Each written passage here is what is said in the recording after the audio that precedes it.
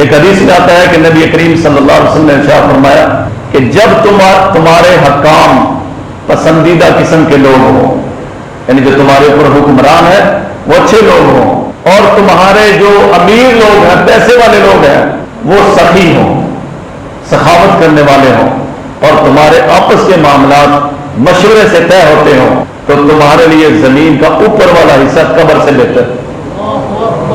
فظاہر الارض خیر لکم من بطنہا، تو زمین کے اوپر والا حصہ تمہارے زمین کے اندر جانے سے بہتر ہے۔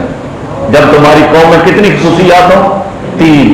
نمبر 1 تمہارے حکمران پسندیدہ لوگ ہوں، اچھے لوگ ہوں۔ نمبر 2 تمہارے جو امیر لوگ ہیں، پیسے والے لوگ ہیں، وہ سخی ہوں۔ کیا ہوں بھائی؟ سخی وہ ہوتا ہے جو زکوٰۃ کے علاوہ بھی خرچ کرتے ہوں۔ اور تیسرا تمہارے مال جو معاملات ہیں وہ مشورے سے طے ہوتے ہوں۔ فظاہر الارض خیر لکم من بطنہا، حضور علیہ السلام نے فرمایا تمہارا زمین کا اوپر رہنا زمین کے اندر جانے سے بہتر ہے۔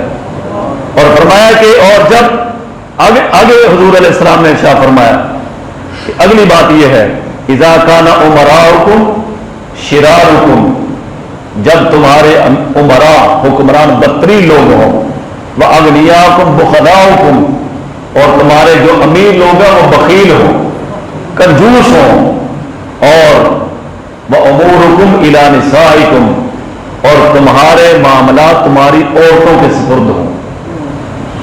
تمہارے فیصلے کون کرتی ہوں؟ عورتیں کرتی ہوں۔ تو فرمایا بطن الارض خیر لکم من ظہرہا، تو زمین کے اندر والا حصہ اوپر والے حصے سے تمہارے لیے بہتر ہے۔